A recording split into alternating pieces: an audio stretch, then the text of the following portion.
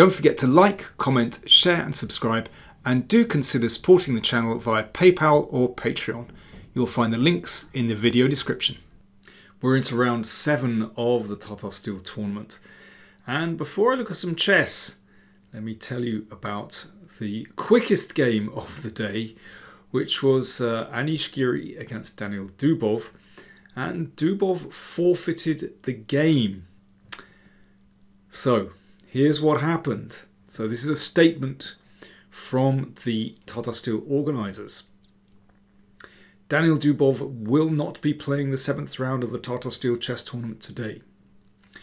Due to a COVID-19 contamination in his inner circle, the tournament organisation, after consultation with the chief arbiter, has asked Dubov to play wearing a face mask in order to protect his opponent, Anish Giri.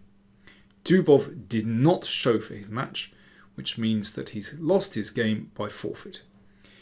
Dubov has indicated that he refuses to play wearing a face mask as a matter of principle. Dubov himself tested negative in a quick scan test. He's also undergone a PCR test, of which the result is likely to come in this evening. So that was the statement of the organisers. I'm not going to make any comment on that. I'll let you all pile in. I'd rather look at some chess. Okay, here we go.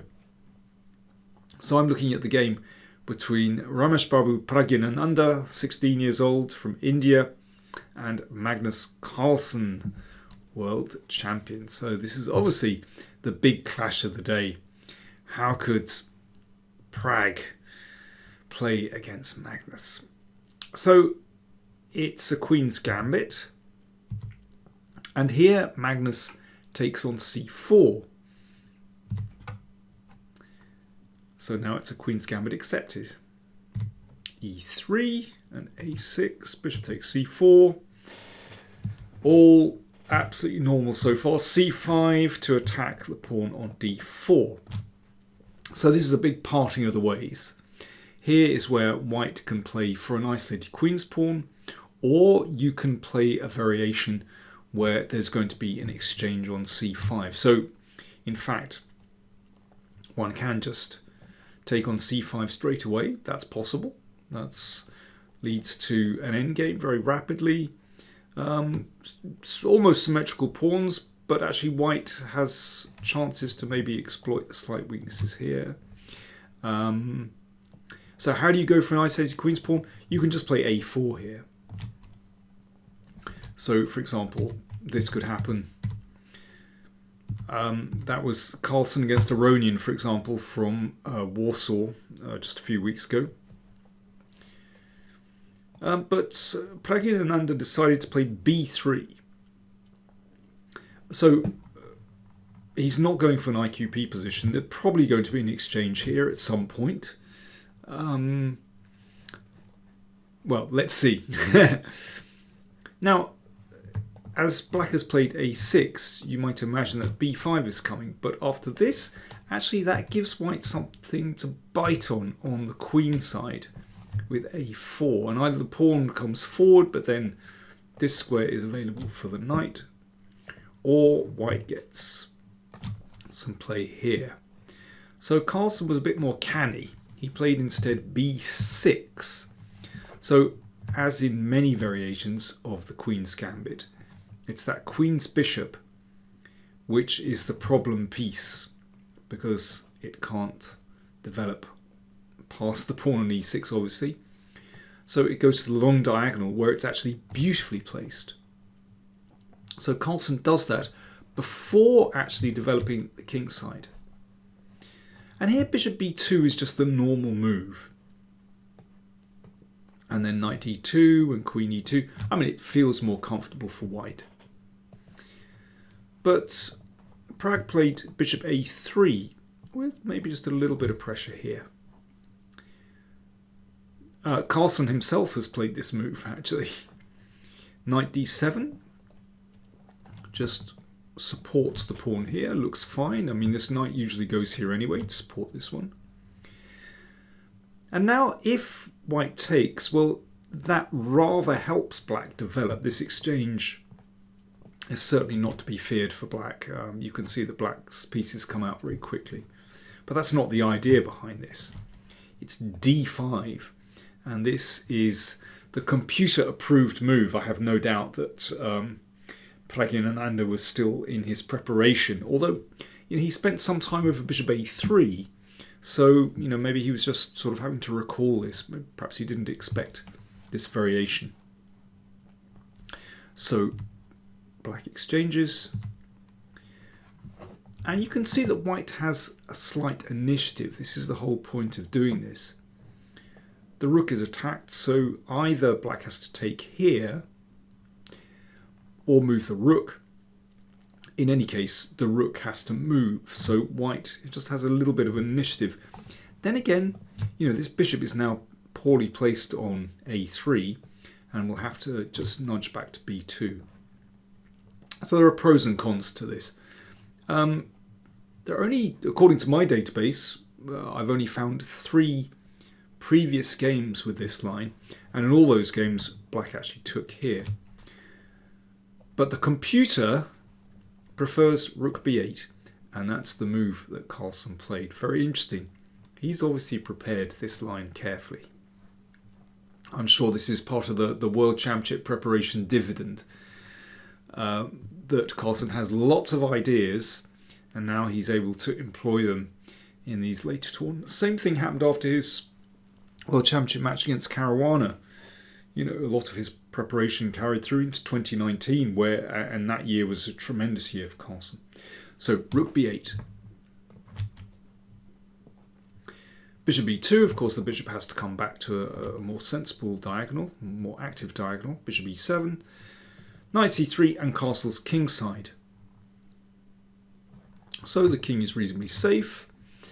These pawns potentially could be quite good, but in return white has some control over this square.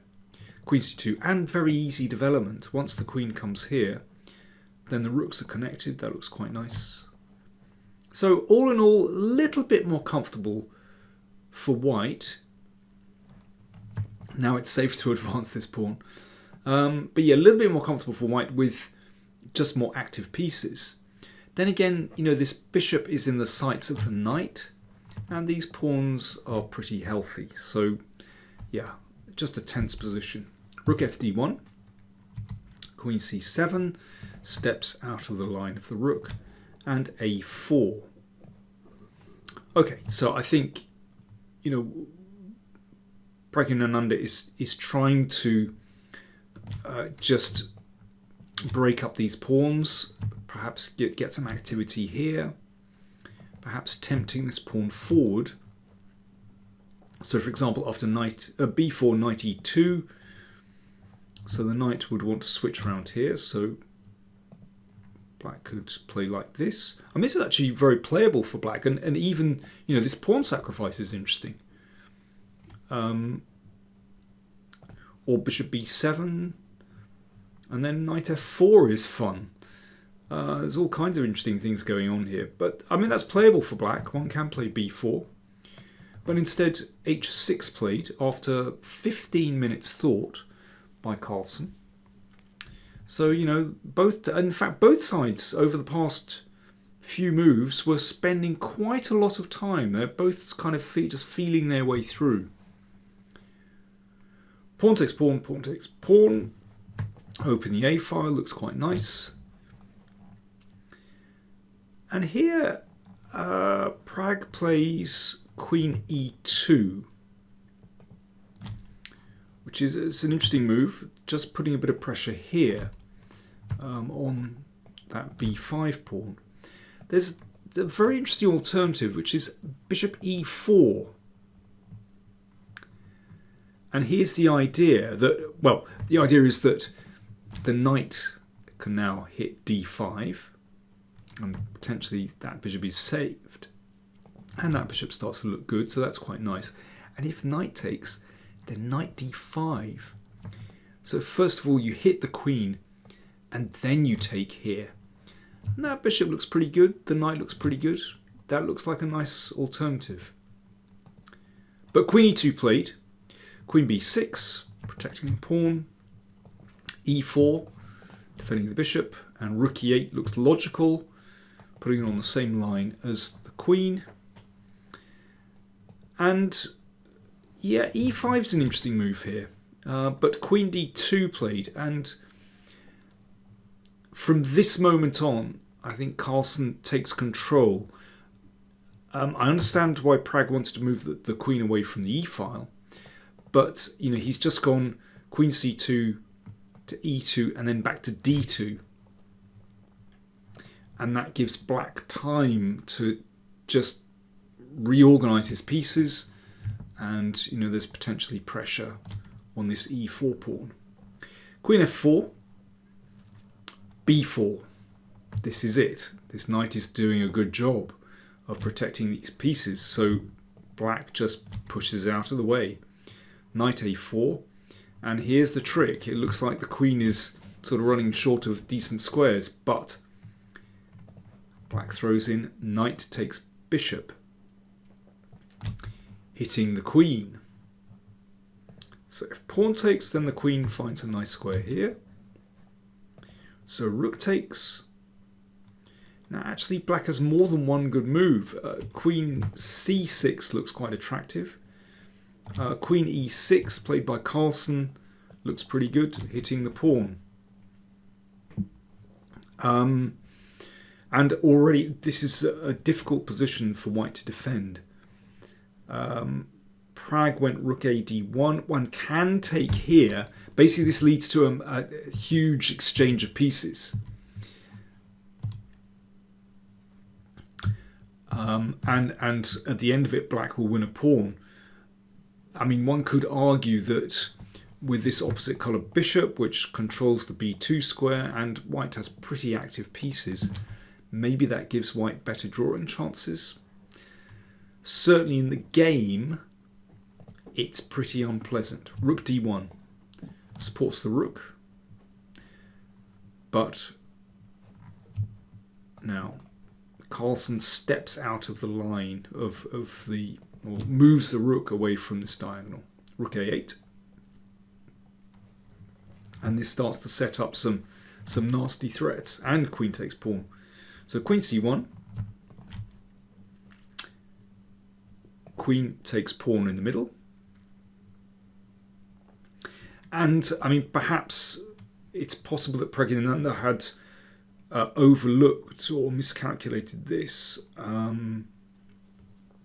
He didn't take here, but let's just have a quick look at this. Basically, Carlsen gets a huge initiative with rook d8. And the combination of the weak back rank and weak pawn here, excuse me, this is too much for white to bear. There are threats here. And, well, for example, this takes on rook d3. It's winning. So, well, these, yeah, the b pawn's going to drop. That's the really important one. So h3. So giving the king a flight square, but now rook a7 protects. And, well, you can see that black is now clear pawn up. And this bishop is waiting in the wings as well. But there's still, a few more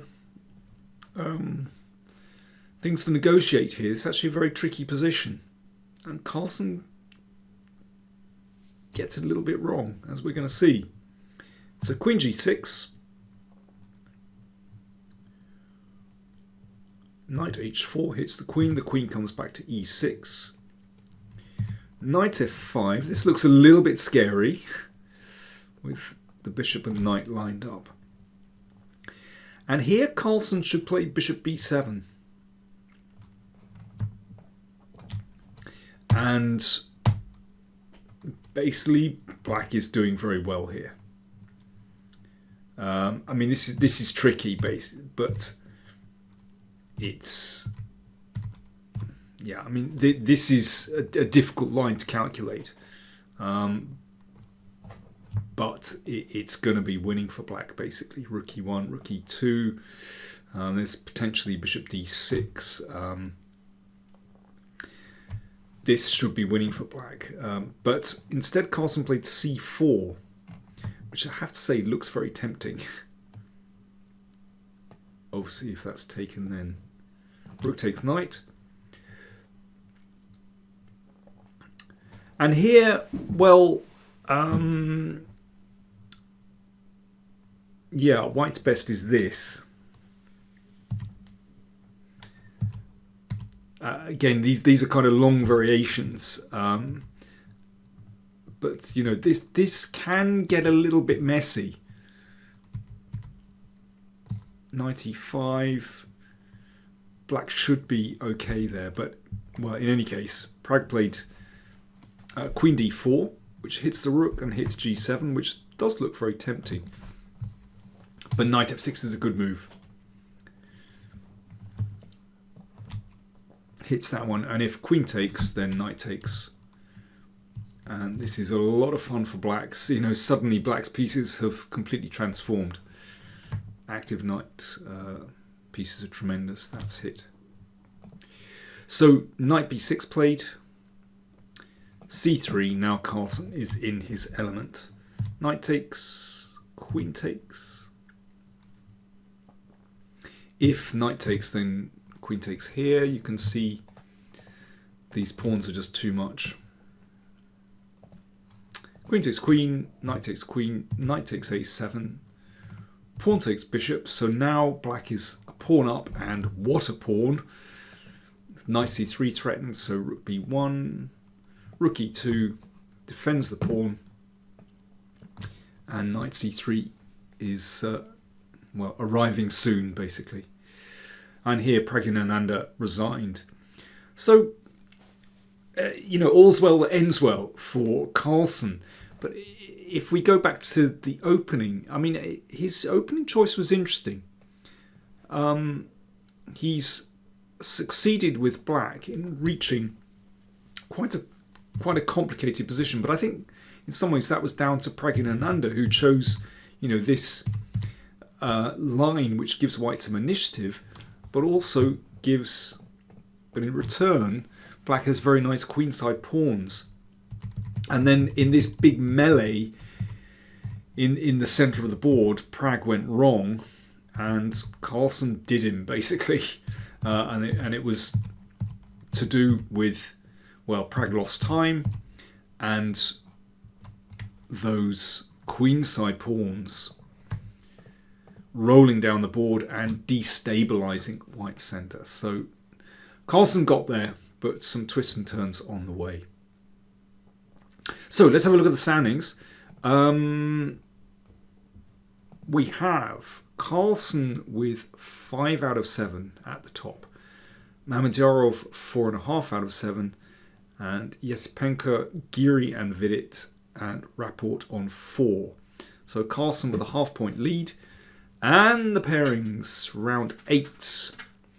We have Magnus Carlsen playing black against Shankland. And we have Mamedyarov white against Praggnanandhaa. If you want full details, then do check out tatasteelchess.com. And I'll see you tomorrow. Oh, there's the cat behind me. Fantastic. She wants a piece of the action. She probably wants dinner as well.